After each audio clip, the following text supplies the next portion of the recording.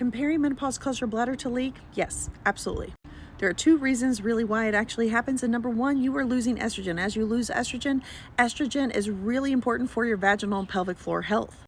It helps you keep that mucus sealed to keep that urethra sealed. Your urethra is embedded in your vaginal canal, and your urethra and your vaginal canal have a high level of estrogen receptors. As your estrogen goes down, your tissue isn't as top quality. Not to mention, if you are over 40, each year you are losing 1% of muscle mass. So your vagina and the pelvic floor are not exempt from losing muscle mass. It has been recommended for women 40 to 40 plus that if you are going to do hormones, a topical estrogen is really important for your vaginal health to keep those tissues plump. Now, here's the thing though, as a women's health physical therapist, I also believe that women need to do pelvic floor squeezes, providing you don't have pelvic floor pain and hypertonic pelvic floor, meaning painful, spastic pelvic floor. High tone is pain. There is also weakness, but that's a whole nother thing. Right now, I'm talking about weakness in the pelvic floor and hormonal changes that cause stress urinary incontinence, which means the stress, meaning your pelvic floor and your urethra cannot keep that seal. So when you cough, sneeze, or bear down, your urine leaks out your urethra and your pelvic floor isn't able to stop it, and the urethra just can't keep that seal like it used to.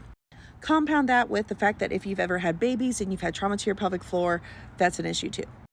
Also, if you have a connective tissue like EDS, you may also have a higher risk of pelvic organ prolapse, which can also cause an increase in leaking. But there are things that you can do. You can do pelvic floor exercises. You can actually move, walk. Believe it or not, jumping on a trampoline has been shown to help pelvic floor strength. I know that you think you're going to leak straight away, but it will absolutely help your pelvic floor. And yes, topical estrogen applied vaginally helps your pelvic floor and has been shown to also help you stay continent and not leak.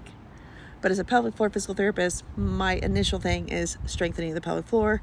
And if you are experiencing more urinary tract infections and you're just having more itching and dryness and painful intercourse, that is also a sign that you need estrogen applied topically to the... This is called genitourinary symptoms of perimenopause. Otherwise known as your bits need estrogen to stay plump and hydrated. Just like we would apply lip gloss to these lips, you might need estrogen for those.